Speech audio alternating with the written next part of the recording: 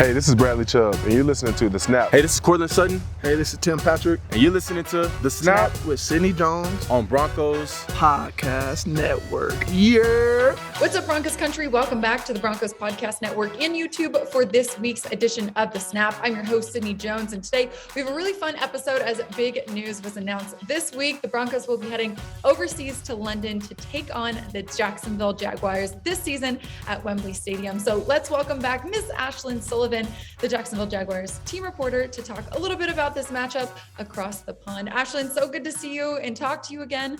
How have you been? I've been good. It's been a crazy off season, but a good type of crazy. You get it. When there's a coaching change, there is no off season. So we've been really busy, but it's been really positive, awesome change. And this news is really exciting. I was watching Good Morning Football with Doug Peterson and Russell Wilson, and seeing their conversation together was so cool because you saw how familiar they were with each other. So that makes this matchup even cooler.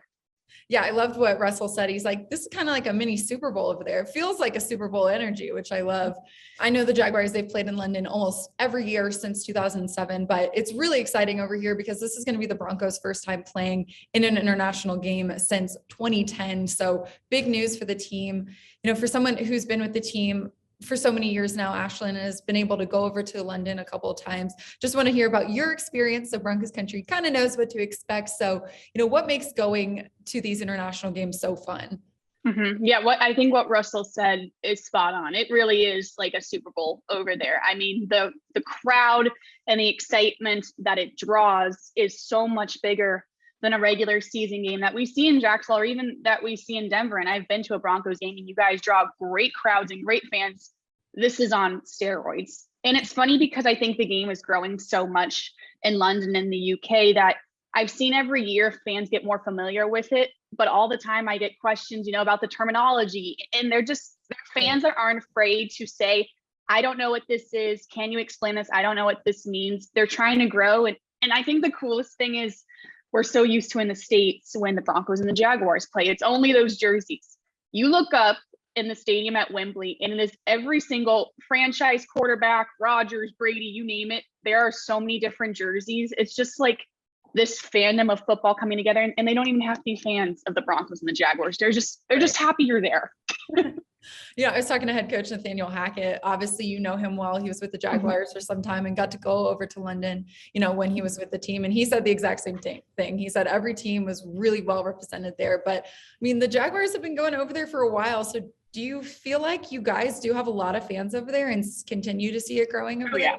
Yeah, I mean, it is London's team. I mean, I'm so used to Jacksonville and the crowd it draws there. I will make the argument it's even bigger in London. I mean, they love the Jaguars. The pub parties and the pregame parties are massive, huge crowds. And it's so similar to when the Jaguars made the AFC Championship in 2017. We saw this huge crowd for this championship game.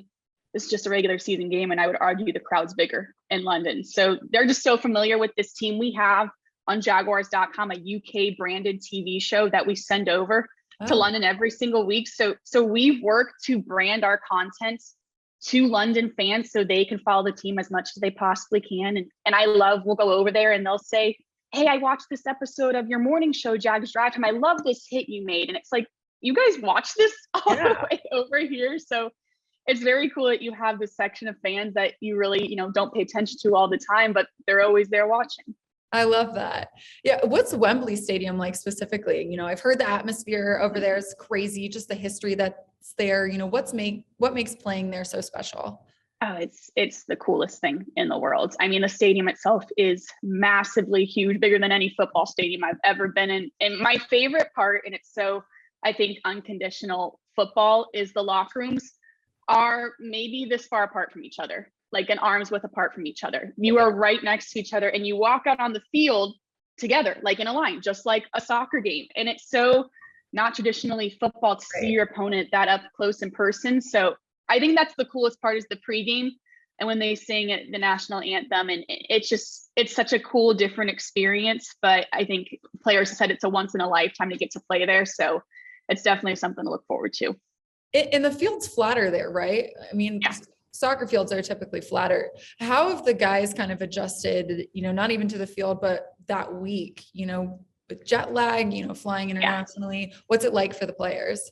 I would say it is difficult for all parties involved. If you go, you will see. It's really hard when you get off the plane. And what the Jaguars do that I think works really well for them is they get off the plane, we immediately get on the bus and we go to practice. And it is like you are exhausted at practice because you attempted to sleep. No one can really sleep. Hopefully you got a couple hours in on the plane. But the key that everyone has told me, what I've experienced myself, is you try to stay up as long as you possibly can the day you get there. And try to, as fast as you can, get on the London schedule. And I'm exhausted just standing there. So I cannot fathom what players go through. It's a really real thing that teams have to pay close attention to. And that's why I think we're seeing teams go out farther in advance. It's incredibly hard. And as soon as you get on that schedule, boom, you got to play a football game. And then you got to go right back home. It's a lot on your body. And I don't think it's overplayed how hard that is. Right. Yeah, to kind of dive in a little more on that. When you guys have gone in the past, what's that week look like for you? Do you guys fly out, in advance, maybe a week in advance after that Sunday game that you guys have, or kind of what's your schedule look like? Because I know Coach Hackett said they're weighing the options of what to do right now. Yeah, the Jaguars have really kept the same schedule the 9 games we've gone there. The football operations team has stayed intact for many, many years. And the main reason is they know how to do London. They get it. And Doug Peterson said, one of our first meetings when he came in as head coach was the London meeting. And he said he sat in, they had a plan, he checked it off. Like, these guys got it covered. So normally we fly out Wednesday night, America time. We get there Thursday, midday. Practice, have a full day of practice on Friday. Saturday, they have a walkthrough. And that Saturday night is kind of when they get to see the city, see the town. But truthfully, very little wiggle room. It's a lot of time at the hotel and at practice, about an afternoon of free time, and boom, you go play the game. And the goal is by Friday morning, you're on London time and you're feeling okay and you got a full night's sleep on Thursday. So I would say that Thursday practice is about like half a practice, half kind of just walking around, because it's unrealistic to think you're going to practice an NFL practice getting off a plane for 8 hours. Right. Ashlyn, what do you kind of notice among the players? How excited are they to be playing in this London game? Or is it just kind of another game for them? What's their mindset? It's cool. I think the coolest part of it is you go around the locker room and you ask the roster. Basically, all of these players have never been out of the country. Very few have. There's a couple, but I mean, I would say most of the players, at least in the Jaguars locker room, have said this is my first time going overseas. And to get the opportunity to do that with your profession and play football in front of this huge crowd, that's the coolest thing for them. Is a lot of guys said, growing up, I never thought I would have this opportunity. And I never thought I'd have this opportunity just being an employee. So it's really cool. And I only think it's going to grow. Now we're seeing Mexico City and we're seeing Germany. I'm so curious to see in 5 years what this looks like, because it's only going to get bigger. Yeah, the Broncos actually have an international home market area with Mexico City. So hopefully we'll be able to play there within the next 5 years too. Like you said, I know Jerry Jeudy, Josie Jewell, and K'Wan Williams, they met the media yesterday, and all 3 of them said they'd never been to London. So like you mentioned, I think a lot of guys in the locker room are going to be excited just to be able to go overseas. I know a lot of people say that this is kind of like a mini training camp almost, in the fact that there's a lot of team bonding and the guys just get really close that week. Have you seen that over the past couple of years, that it's similar to that?